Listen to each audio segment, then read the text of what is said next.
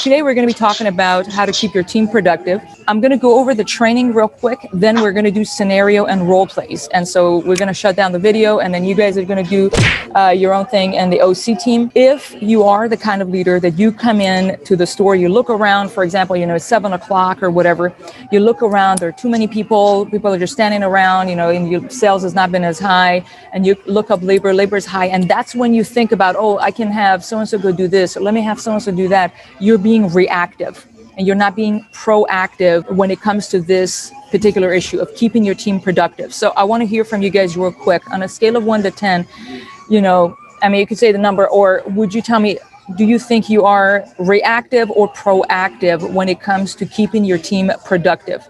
I'll go first. I'd say I'm a 8, just because I usually have people clean or make the restaurant look really pretty. I hate when I just walk in and see people stand around.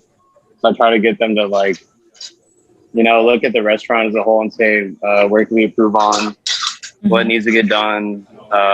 Is there prep? Is prep good? Is there any deep cleaning where they can really just scrub down a certain location? Even like Zoe today, there wasn't a lot of tickets today. So I asked her if she could reorganize the bucket of lids that have not been touched for probably a year. And yeah. Sounds good. I agree with you, Max. I think that we've very much improved upon that. And thank you for your leadership saying that, kind of keeping the team productive. So that is great to hear. So what we want to do is we want to be proactive leaders. So we all can work in this area. This is the first thing. What I do not, I learn to. And that is a sentence that's famous out there. And that is, what you do not hate, you learn to tolerate. What you do not hate, you learn to tolerate. So when it comes to keeping the team productive or not, if you don't hate the fact that people are standing around and maybe not being as productive, you get to tolerate it. And I don't want to use the word hate, but ultimately we want to hate being unproductive as a team, because that goes against one of our core values, and that is wasting. Hashtag no waste, because we don't want to waste time. We don't want to waste resources and people's energy being here if we're not producing and doing stuff. So we want to be the kind of leaders who serve our guests and our team all the time. So one of the data-driven ways that we do that is our VCB, our Visual Control Board, because usually Friday at 6 p.m., we're not having the problem of keeping people productive. Is that correct? Yes. Yeah. Yeah, so when it comes to, I got to keep my team productive, is because labor is high. So labor is a data number. And again, another core value around here is engineered. So it's a data-driven way of knowing how productive we are as a team, is looking at our labor percentage. This team helps this team is because you need to view that, for example, you got Troy in the back, he's not helping the team. And you are the kind of the leader that makes sure this team helps the team. Is that correct? Can I hear a yes? Yes. Yes. Yeah. Okay. All right. So let's go back to the VCB. How often do we check the VCB? 30 minutes. Every 30 minutes. And we take action. We don't just look at the number. It gives the data is information we need to take action on. Otherwise, it's just a number and it doesn't mean anything. So it's a data number. It's a objective way of knowing how we're doing when it comes to keeping the team productive. If the labor is at 30%, for example, yesterday labor was very high. It was like 33% by the end of the night. If it's 7:30 or 8 p.m., you're not going to be worrying about how to keep the team productive. If labor is that high, you just send people home. Yes. Yeah. So the time of the day and the labor percentage, you need to have that data before you take action on what are you going to do about keeping the team productive or not. If it's 8:30 and labor is really high, just send some of the people home, and by then, does that make sense? So that's something I want to make sure we mention.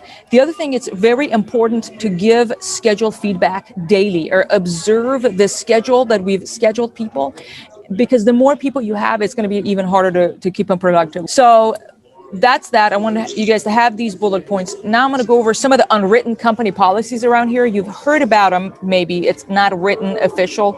One is one person doing a task at a time. We don't want 3 people doing pizza boxes unless it's an urgent matter. Otherwise, people are just hanging out. We don't need 3 people doing pizza boxes. If one of them can do pizza boxes, the other 2 can do other stuff. Does that make sense? Yes. Yep.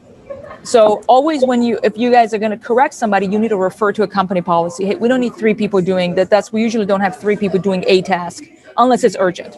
The other one is one person must be dedicated to the guests. So we can't have like all the girls are cleaning up and no one is checking on the dining room, or no one's in charge of the guests. We need to make sure somebody's always obsessed with our guests. And the last but not least, something that you all always know, everything can be interrupted. Any meeting, it doesn't matter if our standards of serving our guests is not where it needs to be, because we are here to serve. So if Matthew and I are having a meeting with Max and Max is not serving his team and the ticket times are getting long, Izzy want to come in and interrupt the meeting and say, hey, Max, you need to get back into the kitchen and help your team. She's well within reason doing that, and we want that because guests first. Is that correct? Yes. Okay. Yep. So let's go into every shift that you lead. We're going to have the 3-step here, and then we're going to put it into action. That is every shift that you lead. You see the numbers are in my Google Doc did not make sense. You have 4, 5, 6, but it's supposed to be 1, 2, 3. But okay. So very simply, this is our 3-step. 1, we make a plan, we communicate the plan, and then we ask direct questions courteously. You've heard that before. We ask direct questions courteously. Some of us don't like confronting people, like Vanessa, she was saying, but she is good with asking direct questions courteously. Is that correct, Vanessa? I know. Yep. Okay, great. We're going to be courteous, and you are a very courteous, polite person, so you can do this. All right. So making a plan is you have the ops book for this reason. You can use the whiteboard. You can pull up 7 shifts and look up who is coming in, when do they arrive, when do they leave. It's like if you were a coach on a team, you need to know who's working, which position, right? Who are your players? You want to list those names down. Again, you have the ops book for that reason. List the name of your players. When do they leave? So you know who are your closers and stuff. What position will they serve? And what deep cleaning you want them to do. What closing tasks they want them to do. If you have those things written, something Max mentioned in the beginning, we want to write those things down. And Max, do you write them down usually? No, I usually just communicate it with everybody. Okay, because if you have it written down and then you do the work once, you do the work once, you kind of allocate who's going to be doing what deep cleaning, particularly because I think you have the list of what needs to be done in terms of deep cleaning and such in your ops book. What's that? Yeah, we have that in the front. We have a whole binder. We can show it to you after this. Like it has, like today we have like who's doing what deep cleaning, who has what opening task, who has Perfect. what cleaning task, that type of thing. Perfect. That's great. The GEM team has always done that. So that's when we make the plan. We make the plan, and when people arrive, upon arrival, we communicate the plan to the team members, that they know that what role they're going to, main role. That doesn't mean that's the only thing they do. That it's your main role. That doesn't mean that's your only role, but we already know that. And if throughout the shift, we're going to point out to the game plan to make sure that that plan did happen. And again, so the 3 phrases or questions that we are going to use is 1, what are you working on? And the other one is, what else can you help with? And the other one is back to work. The reason we do this is to teach them to think, and we want to teach our people to look for things to do. If we just tell them what to do always, they will not learn to think for themselves. We want people to gradually to learn to think for themselves, and that is raising up their leadership level for them to understand what does the team need. Because if there are piles of dishes back, in the dish pit, and 2 people are on cut, and they're not looking for things to do, we have not taught them to look for things to do. Look for helping the team. Ultimately, everybody wants to be helpful, and that's why I said, what else can you help with? Is I'm assuming people want to be helpful. That people deliberately don't want to be not helping the team. That is the assumption we go with. We give them the benefit of the doubt. And that's with that. Does that make sense? Yes. Yeah. Okay. So what are you working on is a great question. Can I have you guys say, what are you working on? What are you working What are you on? working on? That isn't, what are you working on? That's not a threatening question. This is not like whatever. So if you have, 3 girls that are making pizza boxes, you already know what they're working on, right? So hypothetically, I'm seeing Madison here in like Vanessa and Estelle. I've already communicated, hey, Vanessa, you're going to be doing the restrooms today. Estelle, you're doing the buffet area, you're cleaning that area, and Madison is cleaning the beer fridge, and the 3 of them are making pizza boxes, hypothetically, and no one's doing anything. I just approach and say, so what are you guys working on? Oh, we're doing pizza boxes. I already know what they're working on, right? But I'm getting them to think, and so I can ask, hey, Vanessa, remember we talked about the restrooms? Is that done? I had already communicated the game plan to them, so it's not like, oh man, Hingham always put him into work because she wants to break us up. No, I had already communicated the plan to you. It's not a surprise. Correct, Vanessa? Does that make sense? It does, yes. So they already knew. They're not like shockingly Vanessa coming in and, or Hangum coming in and putting Vanessa to work. I had already asked you about that. So there are two options. Either Vanessa is like, no, I have not done that. So I can say, hey, let Madison do the pizza boxes. Please go finish that. Or the restrooms are done because Vanessa's really fast, right? The restrooms are done and the three of them, they have already done the 3 tasks that I had assigned them in the beginning.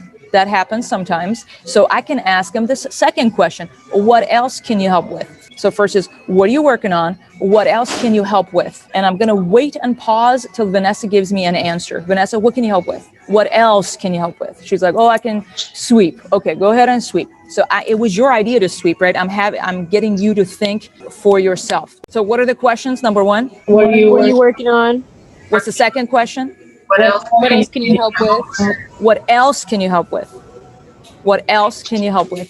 The third one is, back in the day, we used to have this problem. Maybe Vanessa and Estelle remember. We used to have gem parties in the hallway. Who remembers that? Yeah, Skylar does remember that too. Yeah, Skylar remembers that too. So we used to have it was a big problem. All the gems would just congregate in the hallway. And a phrase that you can always use that is not direct, threatening, offensive, back to work.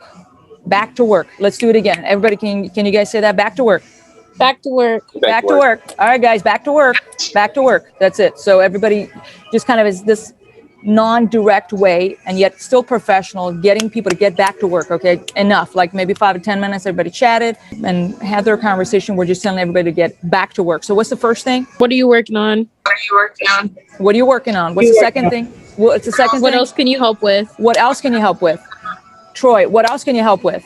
Troy, what are you working on? He's over there maybe standing next to cut. What are you working on? Oh, I'm waiting for my delivery. It's going to be another 3 minutes. What can you help with in the next 3 minutes? Have him tell you what to do. I could do sweeping. What else could you do? I don't know. Maybe you could do dishes.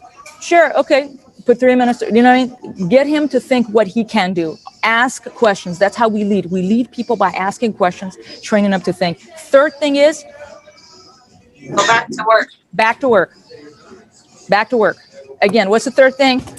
Back to work. Back to work, people. Okay. So also, as I mentioned, you have within even the leadership team, it is totally fine to, for example, I'm seeing maybe Vanessa and Max are chatting in the hallway for like 20 minutes and it's like 8:30 p.m. and there's still a lot of closing tasks to do. Can Daniel come and tell Max and Vanessa and say, hey guys, what are you working on? Can he say that? Yeah. Yeah. What are you guys working on? What are you working on, Nessa Max? Vanessa, Max, what are you guys working on? Oh, we're just finishing this up. You know what I mean? It's just a very good question that puts people into perspective and focus. What are you working on? Because we're not working towards something, so we can get on to what we need to do. Sounds good? Yes. Can I hear something from the OC team? Go back to work. Get back to work. Okay. Is that helpful to you guys in the OC team? The examples were all shirts because it seems like the OC team is always very productive. I don't know. We are. Okay. Serena, can you tell me what's the first thing? What are you working on? What are you working on? What's the second thing? What else can you help with? What else can you help with? What else? Get people to tell you. And what's the third thing, OC team? Back to work. Back to work. Okay. And with that, let's get back to work. I have 3 scenarios for you guys, each team. I'd like you to practice that among yourselves. Matt and I are going to join y'all's team. We're going to practice the 3 things. But first, the proactive approach of making a plan. I would like you guys to make the plan as much as you can in the ops book or whatever. Again, I know the GEM team does it. And I think Max does it mentally. We're asking you to write it down. Thoughts on that, Max? Yeah, I'll get a paper. Okay. And then what was Daniel's thoughts on it? How does he do it? He does mentally, or how does Daniel go about this? Think about who's going to be where and what people can do in the meantime. Okay. Sounds good. And if it is almost 30 minutes before closing and there is nothing else to do, exactly, you said, what else can you do? Most of the stuff are done. If that person is telling you, I don't know, fantastic, please clock out. Right? That also leads you to send them home. If there's nothing else to do big, because you already have the closing team, a bunch of the stuff are done, you can just say, well, thank you so much. I guess we're not that busy today, or whatever it is. That's why with the VCB, every how many minutes? 30. 30 minutes. Okay, that's it. Party's over here. We're going to get to the scenarios. So I'm going to stop the video and we get to talk. Sounds good? That's good. Yeah. And the OC team, you guys have your outline with the plan here as well. Thank you so much for tuning in. And I'll see you next week right here on Making Dough Show. Thank you. Bye-bye.